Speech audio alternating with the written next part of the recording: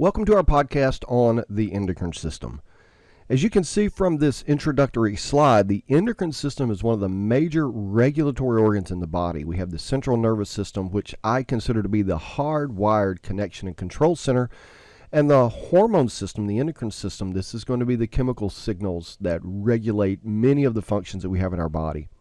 We're going to look at many of the different glands and organs that are responsible. Certainly, we're going to classify all of the different endocrine hormones that are produced that help regulate the body. And the primary organ we're going to look at first is going to be the pituitary gland, the master regulatory gland. And so we're going to identify all the cells and the different compartments of the pituitary gland. The pituitary is called the hypophysis, and you have an anterior and posterior hypophysis, which is referred to as the adenohypophysis and the neurohypophysis. So we're going to compare and contrast those different divisions. Then we're going to look at another major endocrine gland, the thyroid gland, and we're going to identify the cells present and the functions of those cells. Then we're going to compare the parafollicular cells within the thyroid itself versus the parathyroid cells, which are in a separate gland outside or adjacent to the thyroid.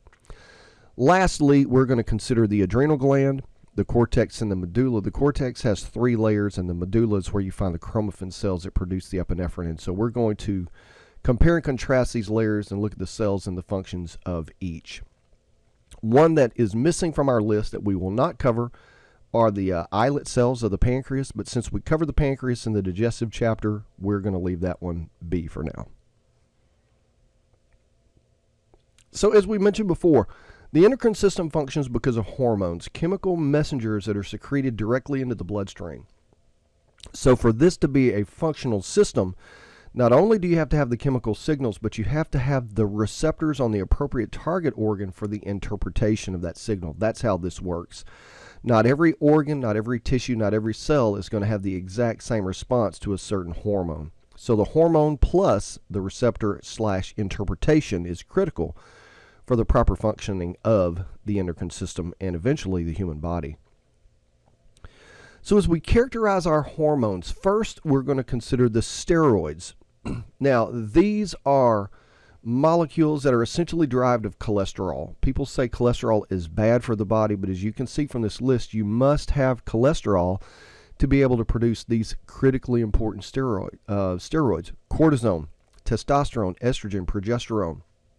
These are all going to be derived in this terpenoid lipid. And so you can see the essential foundational molecule here of our cholesterol that's going to be converted into these very important hormones. And we know that many of these are going to function in male and female reproduction as well as the development of secondary sexual characteristics.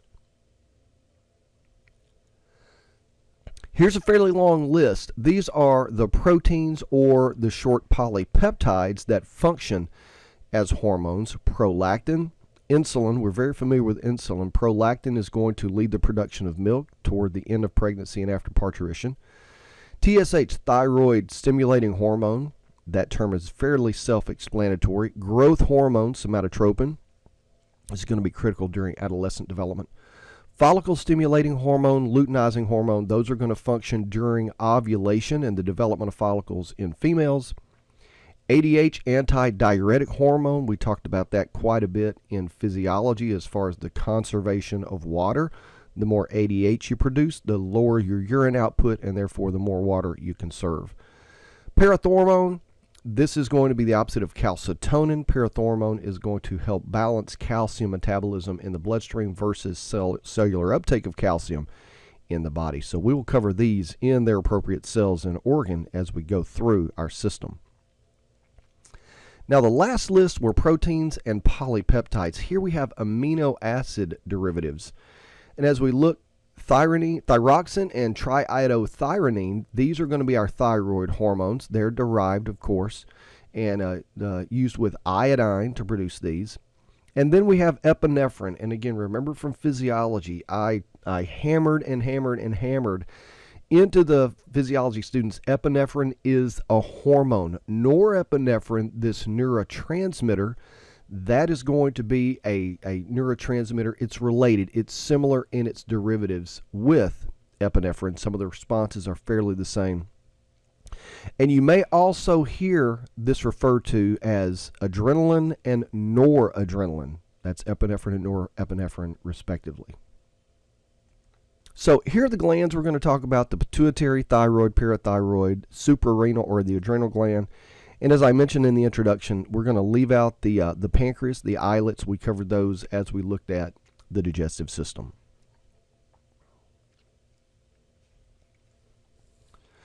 So first we're going to cover the pituitary gland, the master regulatory organ of our endocrine system. And here we see our brain. This is a sagittal section through the brain. Here we can see the optic chiasma, the crossing of our optic nerves. And just inferior and a little bit dorsal to the optic chiasma, this is where we're going to find the pituitary gland. It really is just above the hard palate of the mouth if we think of our chondrocranium, about in this location. Now, as we look at this illustration of the pituitary and its functions, first let me point out that we do have the neurohypophysis that we see here, also known as the pars nervosa. Here we have the pars distalis. This is going to be our adenohypophysis. And what I really want you to see is most, if not all, of the hormones that are going to be regulated by the pituitary gland are not produced in the pituitary. They're actually produced in the hypothalamus. We have some nuclei that are going to be present here. And remember, nuclei are collections of cell bodies in the central nervous system. And so these are going to produce and regulate the secretion of those hormones down into the neurohypophysis and the adenohypophysis that are going to be picked up by this hypothalamo-hypophyseal portal system. Remember, a portal system is where we go into capillaries without going from arterial to venous blood necessarily. Here we can see our capillary network, but then here we see our portal system. And it's going to be this vascular portal system of capillaries that are going to pick up these hormones as they're secreted to take them throughout the body. Here is a cross-section through our area of our pituitary gland. Here in O, we can see our optic chiasma. This is going to be our hypothalamus with one of the ventricles in the brain. And here we have the pituitary, the posterior pituitary, and the anterior pituitary. And we'll put all those names together as we go into our different divisions.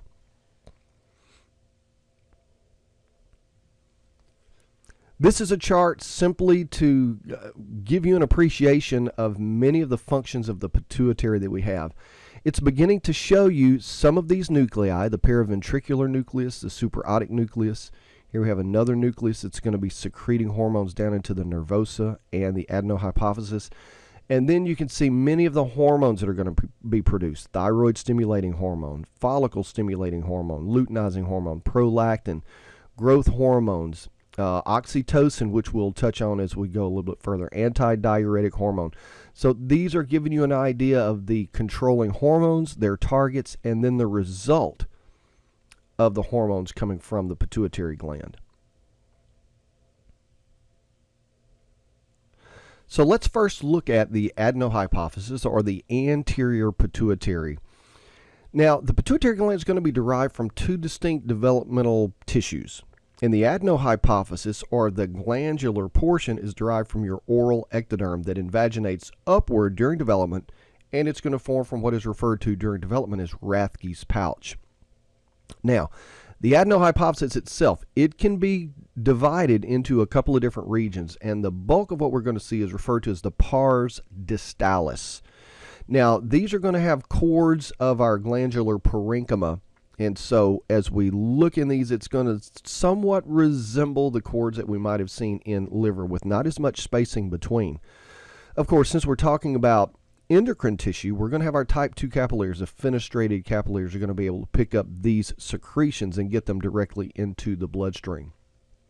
Now, the parenchymal cells, they are referred to as chromophils, because their affinity to different stains that we use. So as we go through and look at these, we are going to define them based on their staining capabilities at the light level, and then we're also going to define them based on the types of hormones that they secrete.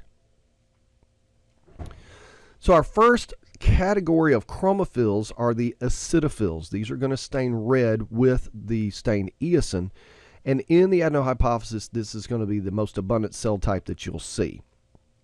Now, we have a couple of different categories of our acidophils, again, based on their secretions.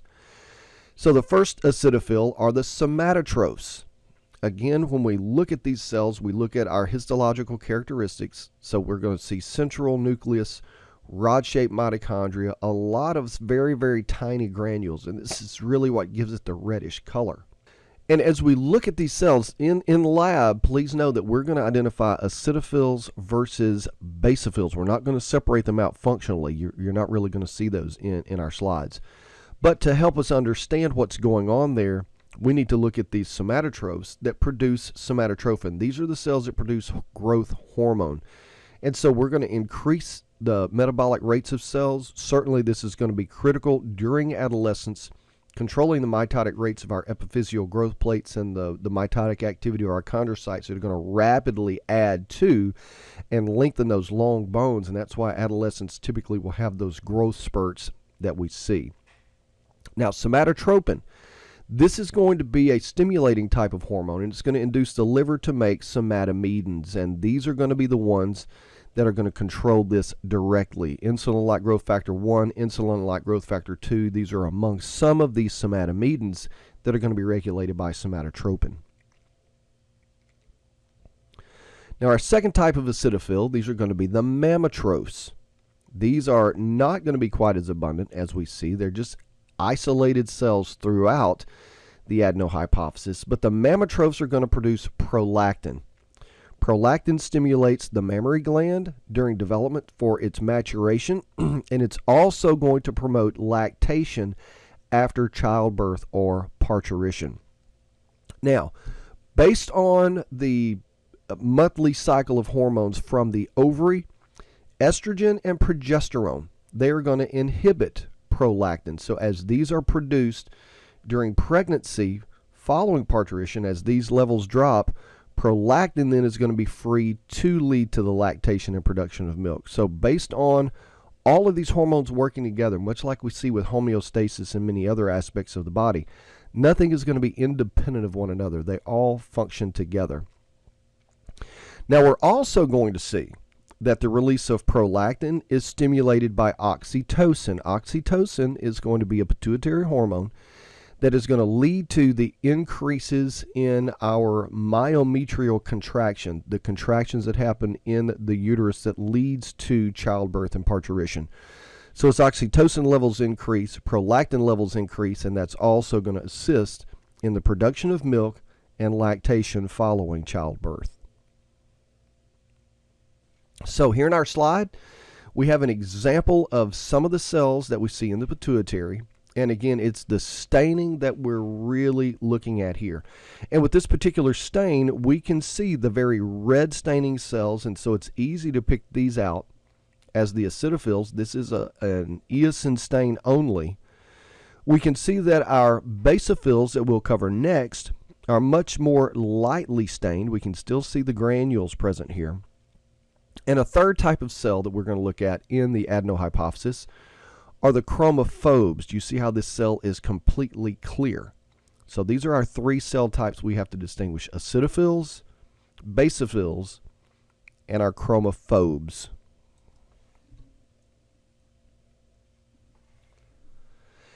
Now, the basophils, as we stain these are going to stain bright blue with the right stain. So an H&E stain, we'll see the red acidophils and we'll see the blue basophils. Now, like we did before with the acidophils, we divided them up. Here, we're going to have corticotrophs are going to be one type of basophil that we see. Again, these are going to be characterized by having these granules, and again, they're fairly small, but they're numerous. And so we're going to have these very distinct colors that we'll have. But it's the basophils that are going to produce adrenocorticotropic hormone, ACTH. And this is a stimulating hormone that is going to interact with cells of the adrenal cortex, and it's going to cause the increase in synthesis of corticosteroids. And we'll talk about these when we get to our discussion of the adrenal gland. But corticosteroids, and particularly the glucocorticoids, are going to be important. That's going to assist in our carbohydrate metabolism.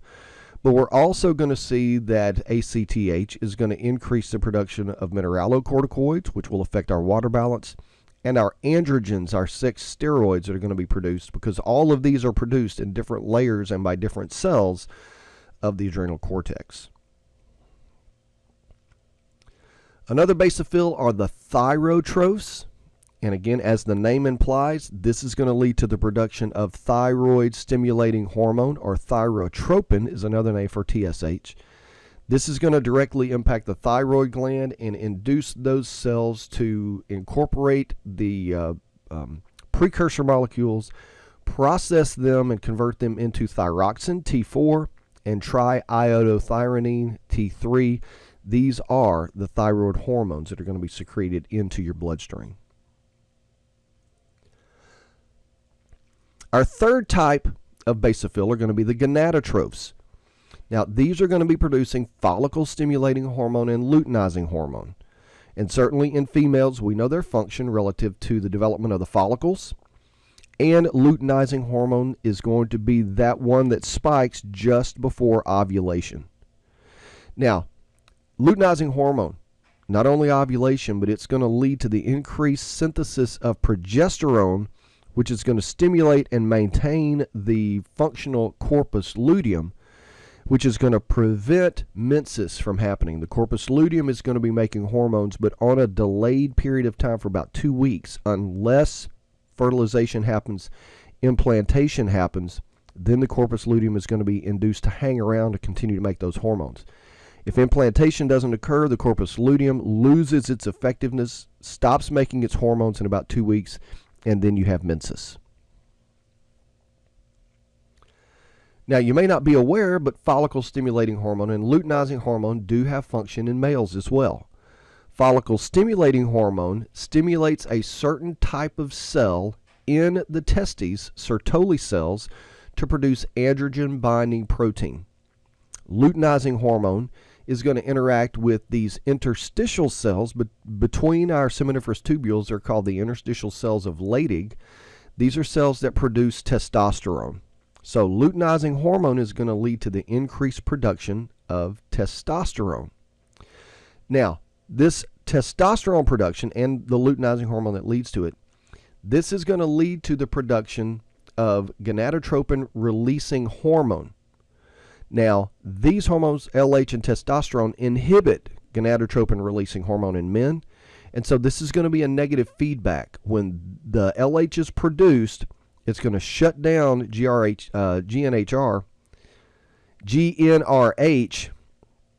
and that then is going to decrease the further production of follicle-stimulating hormone and luteinizing hormone. In males, we have other ways to regulate the production of testosterone. So here we have a stain, and in this case, we have the hematoxylin and eosin. We can see our very deep blue staining basophil. There we have a basophil, another basophil, possibly a basophil down here. And the majority of what we're going to see are our acidophils. And then we have these clear, these white cells that do not stain at all because their granules are gone. That's one of the reasons they don't stain. And those are the chromophobes.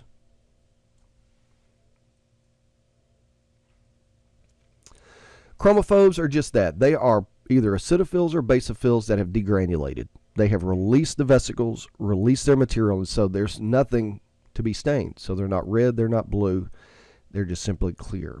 And in this particular slide, we can see, not quite as directly, but we can see our red staining acidophils. We can see our more bluish stain, or sort of less red stain, basophil. Here we'll say that this is a basophil versus our red acidophil. And then we see these almost clear, you do seem to see a little bit of granules in here. I don't see a better one in this particular field, unlike we saw before. But those would be the chromophobes that would be completely lacking. I'm not sure if that's artificial space or just cytoplasm that's been released. Not seeing a good one in this one. But again, another way to distinguish acidophil from a basophil. And chromophobes then would just be clear. Now, we're still talking about the adenohypophysis. So we talked about the pars distalis. Now we're talking about the pars intermedia. This is going to be in between the adenohypophysis and the neurohypophysis. That's why we say the pars intermedia in between. These are going to be cuboidal type cells, and they are going to basically form almost like follicles. They refer to them as cysts. And this is going to be filled with a precursor material called colloid, and we'll see something very similar to this when we get to the thyroid gland. But this material and these cells of the pars intermedia is going to produce melanocyte-stimulating hormone. Now, melanocyte-stimulating hormone is also going to stimulate the release of prolactin. So, again, it's another domino effect, but principally in the pars intermedia, this is where we're going to see melanocyte-stimulating hormone. The pars tuberalis, this is a third portion of our adenohypophysis. As we see the little stalk that's hanging down from the hypothalamus, surrounding that hypophyseal stalk is going to be this tissue that is reminiscent and looks very similar histologically to the adenohypophysis. And this is going to be the pars tuberalis. This is where we're going to again have cuboidal cords of cells. They're going to be somewhat basophilic in nature. We've got our hypophyseal portal system here, the hypothalamo-hypophyseal portal system, a lot of capillaries present here. And these cells at the pars tuberalis are going to secrete follicle-stimulating hormone and luteinizing hormone.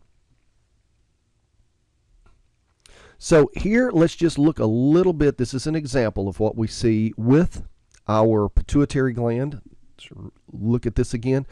Now we can see our adenohypophysis, this sort of granular tissue. Here is our pars distalis. Here we can have our hypophyseal stalk that's coming down. The middle portion of this is called the infundibulum. And then here we have the pars tuberalis. And you can see they've got this in cross-section, but this wraps completely around the hypophyseal stalk or our infundibulum.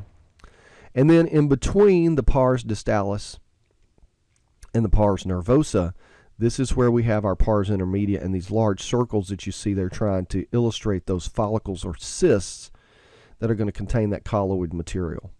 Now, the neurohypophysis, we can see, is going to be this portion of the pituitary, and we can see that it is joined again through the infundibulum or this hypophyseal stalk up to the hypothalamus, and we're going to be receiving a lot of these fibers, these axons that are going to be projecting downward from our nuclei, the paraventricular and the supraortic nucleus, and releasing their hormones into the pars nervosa.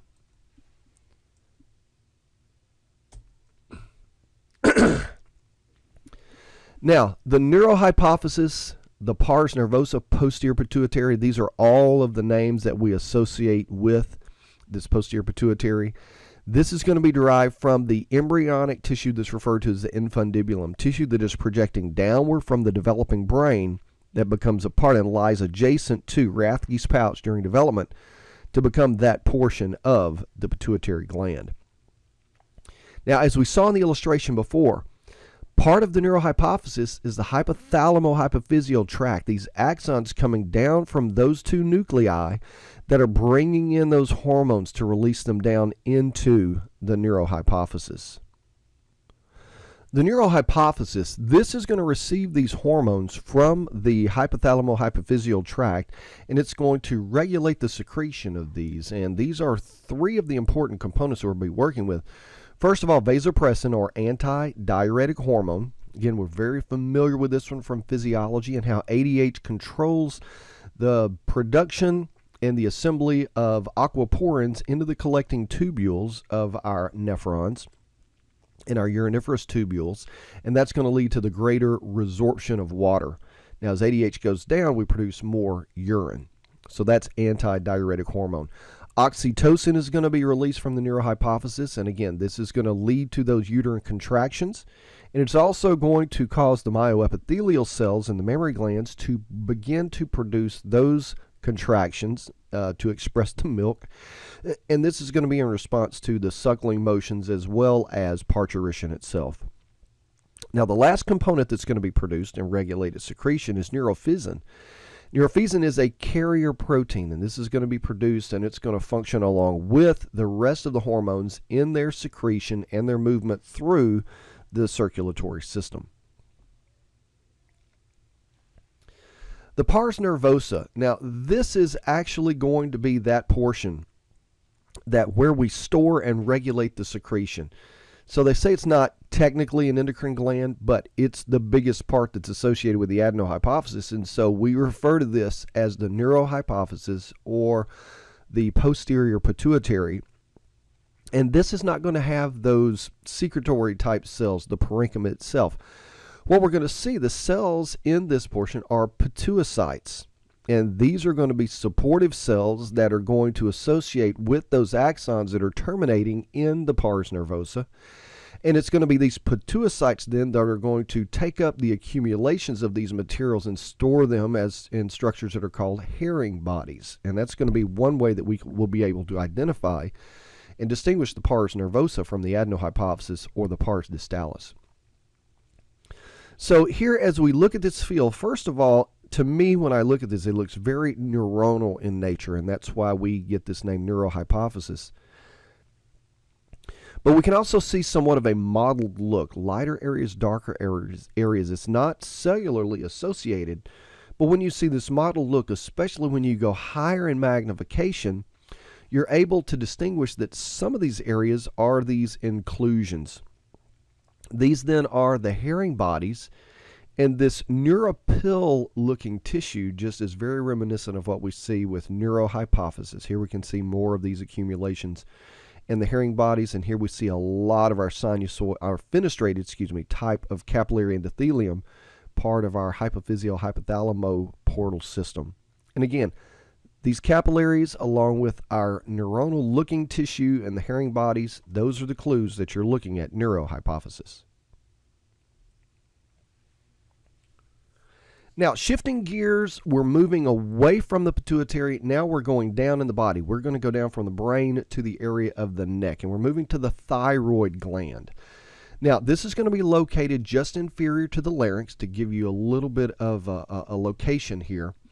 And the pituitary is going to have two lobes, a right and a left, and often that is going to be joined across the midline by an isthmus. And this isthmus may or may not have an extra lobe that's going to be projecting upward in a superior direction from the isthmus right along the midline, and that's called the pyramidal lobe. That's going to be in about half of the population, so it's not uncommon to have that at all. Now, the thyroid gland, we're going to have lobes, we're going to have lobules, and within the thyroid, we're going to have these huge pools of colloid material that are surrounded by follicular cells. This is going to be one of the most distinctive tissues you're going to see in histology. And the thyroid gland is going to be encapsulated with a dense irregular collagenous connective tissue capsule, which again is going to make it fairly easy to identify. Here we can see an illustration of our thyroid. We have right and left lobes. The green that you see, they're trying to illustrate where you might see a parathyroid gland. We're going to focus on the purple. Right and left lobes. Here's the isthmus across. This is that extrapyramidal lobe that's in about half of the population. And if you look in thyroid tissue, you're going to see these huge pools of blood that have these principal or follicular cells surrounding with our colloid material present within. And we're also going to be looking at cells that are extrafollicular or parafollicular cells. And we're going to look at those and talk about their functions as we move through. So the follicular cells, these are going to be the predominant ones we'll see. They're going to be simple cuboidal. They're going to surround these follicles, and some of them may be upwards of 1 millimeter in diameter. They can be very, very large. And they're going to contain this colloid, this storage material that's going to stabilize our thyroid hormones. Now, within the colloid, we are going to have molecules that are called thyroglobulin. Thyroglobulin is going to be a glycoprotein. And we're going to have tyrosines associated with this glycoprotein, and it's going to be these tyrosines are going to be converted into our thyroid hormones. They're going to be iodinated. We're going to start with a single iodine, a 2 iodine. Then once we get to 3, that's where we get our triiodothyronine. And then we have 4 iodines attached. The T4 that we see, that's going to be thyroxine.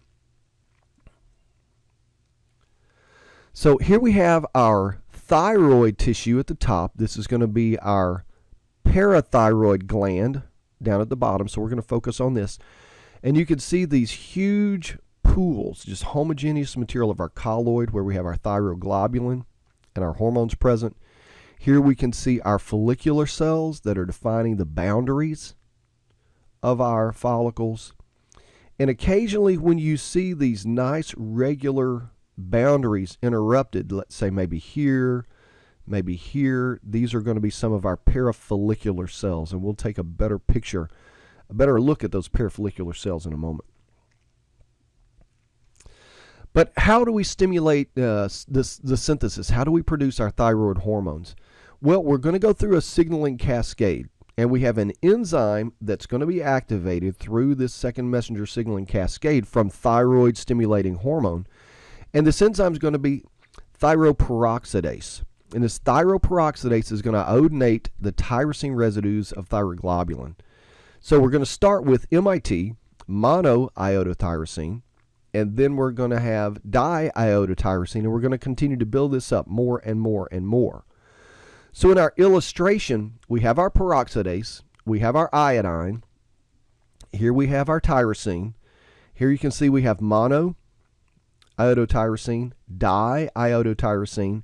Now we're going to actually link another tyrosine ring onto our existing.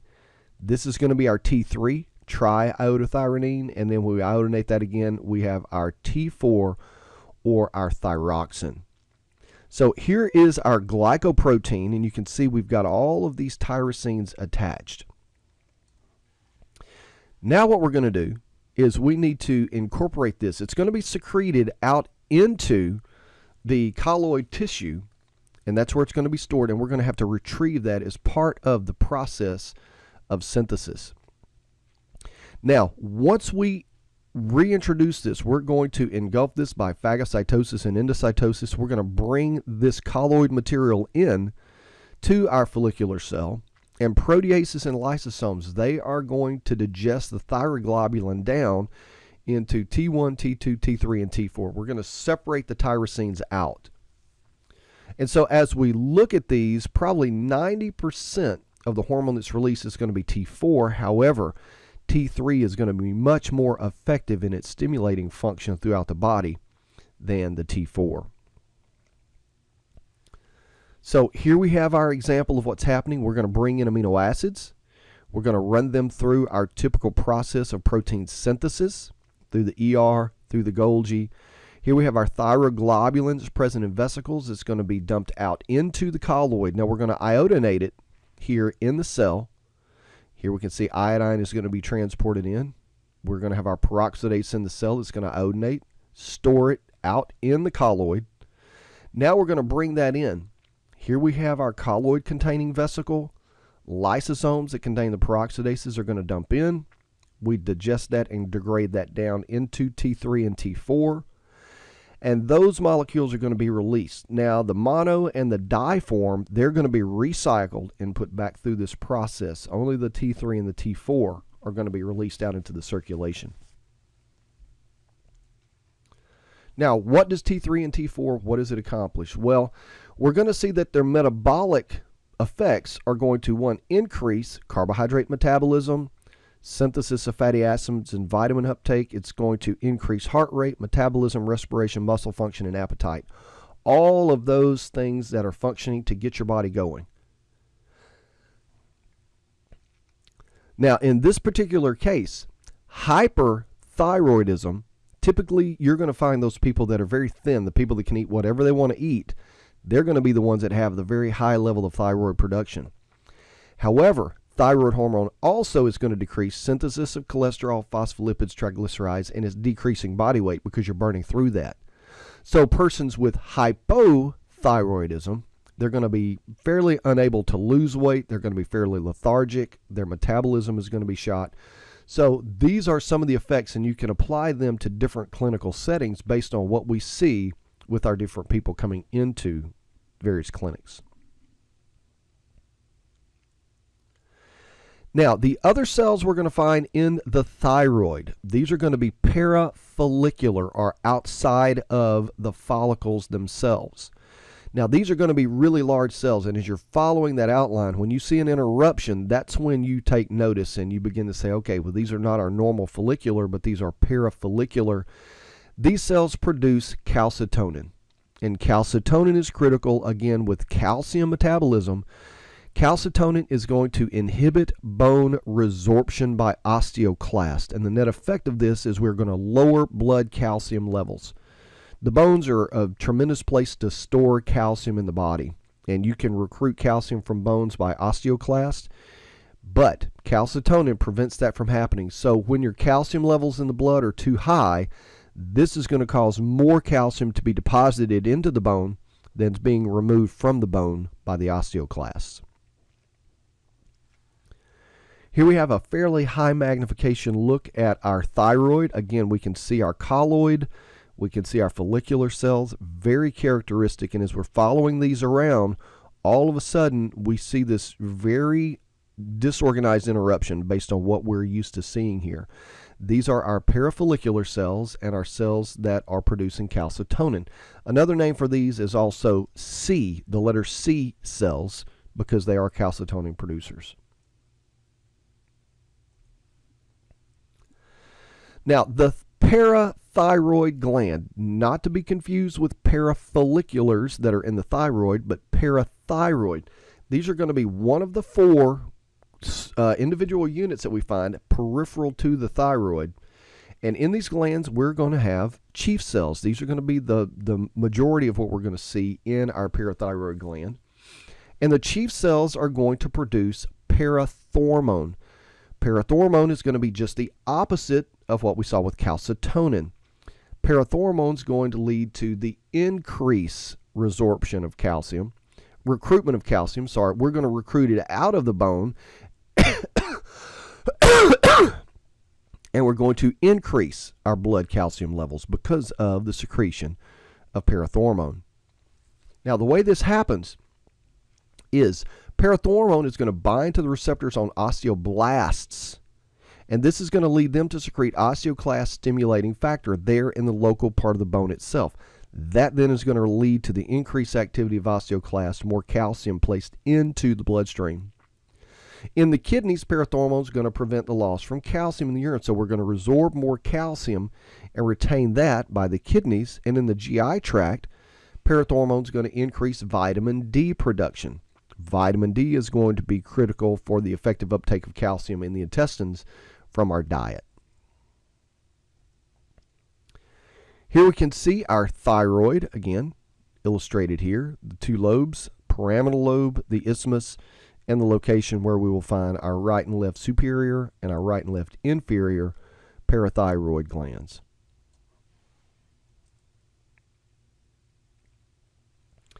Now, in addition to our chief cells, we also have oxyphil cells that are present here. These oxyphil cells, they are going to be much larger than our chief cells. They're called oxyphils, or acidic in nature, because they're going to be redder than what we see with our chief cells. The function of oxyphils is still relatively unknown, but it's possible that these oxyphil cells are going to be a different stage of the development of chief cells. And so they just histologically look distinct from one another, and so we give them a different name. So here is how we will identify, first of all, parathyroid tissue. We can see all of our thyroid gland, and then all of a sudden we have this glandular tissue that's extra, that's not associated with our follicles. That's going to be our parathyroid gland. And in higher magnification, we see this huge field of cells. These are our secretory cells of specialized epithelium, interrupted by some of these fairly large red staining. These are our oxyphil cells, and these are our chief cells. And again, we can see a ton of capillaries because, of course, this is an endocrine organ. So oxyphils and chiefs means parathyroid. And now the suprarenal gland. Essentially, the suprarenal or adrenal gland is located just superior to the kidney, right on the cap of the kidney. somewhat pyramid shaped, and some will say it's crescent shaped, with this hilus being the one adjacent to the kidney itself. And primarily what we're going to look at with the kidney is the cortex and medulla, and the cortex is going to account for much of what we see the organ itself, maybe 80 to 90%. The medulla is this dark center portion of the adrenal gland. Here we can see an illustration showing its superior position, right and left, of the kidney. And in cross section, here we see an adrenal gland. Basically, our cortex is going to be this region, and it's going to have 3 zones. We can see the 3 zones here, with our medulla, where we're going to find the chromaffin cells that produce the epinephrine, located in the medulla, the very center. Now, blood supply for the adrenal gland, we're going to get that from the inferior phrenic arteries. This is going to be the arteries that supply the diaphragm as well. These are going to give rise to the superior suprarenal arteries. We're also going to have branches off of the aorta itself, the middle suprarenal arteries. And then we're going to have inferior suprarenal arteries that are branches from the renal arteries themselves, which are just adjacent. Now, as these arteries enter into the capsule of the adrenal gland, we're going to see that we form a subcapsular plexus. Remember that these are endocrine glands, and so we're going to have a rich supply of blood vessels here. So as we get into the subcapsular plexus, we're going to give up branches that are going to go through the cortex, and these are referred to as short cortical arteries. These are going to form from that plexus, dive into the cortex, and we're going to see we have a rich field of sinusoidal fenestrated capillaries. Notice this is a little bit different. Normally our sinusoidal capillaries don't have diaphragms, but these invariably do. From these fenestrated capillaries, then, we are going to get into a venous plexus that's going to drain the capillary bed. This is going to be down in the medullary area, but we will also have long cortical arteries that are going to pass through the cortex, and they're going to form their capillary network down in the medulla. So the cortical short arteries are going to supply the cortex with oxygen, and the long cortical arteries are going to supply the medulla. So here we can see our short cortical. They're illustrating the subcapsular plexus there at the top, and then we have our central vein that's draining out of the medullary area, and all these spaces look like sinusoids. That's where we're going to find our sinusoidal capillary network all throughout the cortex and the medulla. So as we get into the veins here in the medulla, we're going to drain into the suprarenal veins. Those then are going to empty into either the inferior vena cava from the right side or into the left renal vein from the left side. Before that then will also enter into the inferior vena cava. Now let's look at the renal cortex. We're going to start with the outside toward the capsule first and make our way down through the cortex. And the first layer adjacent to the capsule is going to be our zona glomerulosa. Now, these cells are going to be arranged in groupings. Some thought they looked like a glomerulus or an acinus. And so, to me, they look like flowers. And you're going to have this almost central luminal area with these. But you're going to see these groupings within the zona glomerulosa. Now, the glomerulosa is going to comprise about 13% of the total volume of the adrenal gland. They're going to be darkly stained nuclei, 1 to 2 nucleoli. Fairly red, acidophilic in the appearance of these cells, but really it's going to be that flower-shaped arrangement to them that's going to really make them stand out as part of the glomerulosa. So here in our illustration, we can see our cortex, which is essentially going to exist all the way down to our medullary area. This would be our medulla and where we were going to find our chromaffin cells. Then this is our zona glomerulosa, and they're trying to illustrate that a little bit here before we get into our next 2 zones, the fasciculata and the reticularis. Here's a histological, this is a low magnification view, and we'll be looking more closely at these, especially when we get to our lab section. But out here is our capsule. We have our zona glomerulosa. This is our fasciculata, the second layer. We'll talk about that next. reticularis. And as you get here, you can see more of these dark columns of cells, and that's how we're going to identify those. Up here, again, it's going to be the groupings, almost like the florets. And then here we have these large cells all bundled together. These are our chromaffin cells down in the medulla. Now, the hormones produced by cells in the zona glomerulosa, these are going to be our mineralocorticoids, such as aldosterone, the one that we're most familiar with, and deoxycorticosterone. Now, aldosterone is going to target our distal collecting tubules in the kidneys. Remember, that's going to help regulate water balance. We're going to increase our thirst, and so this is going to increase the absorption of sodium, the excretion of potassium, and thereby we are going to retain water.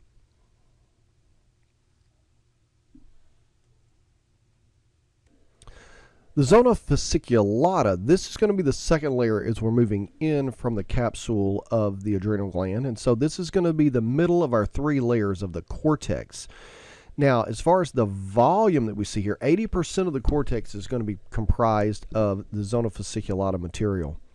Now, these are going to appear in columns, but the most distinctive feature is going to be the vesiculated nature of the cells, and we refer to these cells as spongiocytes. And so as you see these long cords of cells, the vesiculated nature, a lot of white tissue with spaces between, almost like sinuses, you'll recognize this as the zona fasciculata. So in this slide, you can see the column-like appearance of our cells. We would have the glomerulosa on this side. We've got it laying on its side. The next layer would be in this direction. And so here we have our columns.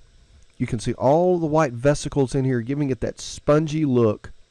This is the zona fasciculata, and these are the spongiocytes within this layer. Now within the vesicles, we're going to have glucocorticoids. And so cortisol, corticosterone, these are going to be the chief glucocorticoids that are produced by the zona fasciculata. Now, these are going to have an anabolic effect. They're going to promote the uptake of fatty acids, amino acids, carbohydrates, but then the catabolic effect is going to be the breakdown of lipid material in adipocytes and a proteolysis that happens in muscle for muscle repair. The third layer of our cortex, this is one immediately adjacent to the medulla, is the zona reticularis. And so this is going to account for 7% of the total volume. These are going to be much smaller, much less vesiculated than we see with the spongiocytes and the fasciculata. We're still going to be somewhat corded in nature, and they're going to be much darker than we see with our zona fasciculata cells. And so on the right, we can see the end of the zona fasciculata as we're moving down, and we still see the corded nature, but these are much darker. We can still see the rows and the arrangement of these cells. We don't see the florets, so we know this is not going to be glomerulosa, but this is the zona reticularis portion of the adrenal cortex. From the reticularis, we're going to have the androgens, dehydroxyepyandrosterone and androstenedione. These are going to be the masculinizing hormones that are produced in the zona reticularis. Now our innermost layer, the medulla, this is where we're going to have our chromaffin cells. These are going to be the cells that are going to produce epinephrine and norepinephrine, not both at the same time. You're going to have different cells producing either epinephrine or norepinephrine. And remember, these are our catecholamines, derivatives of tyrosine, and they're going to be responsible for that sympathetic response in our flight or flight system. Here on the right, we can see the corded nature of our zona reticularis. And then as we move down, we are into our medulla. Now, one nice characteristic of these, you can see the big nucleus and the very prominent nucleolus. These almost look like the nuclei of sensory neurons, the big cell body of neurons. And remember, these chromaffin cells are sort of honorary post-ganglionic neurons. Now, we sort of tongue-in-cheek label them that way, but you get that nice appearance of neuronal tissue. So if you see what appears to be glandular epithelium adjacent to what looks like a big field of neuronal tissue, you can bet money you are now in the adrenal medulla.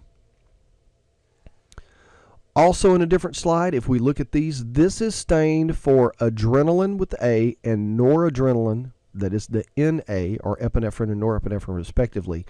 And you can see that not every cell produces both. Some cells produce adrenaline, and the majority of the cells are going to produce adrenaline. But then we also have, I believe it's like 15% or so of the cells are going to be producing the neurotransmitter of norepinephrine.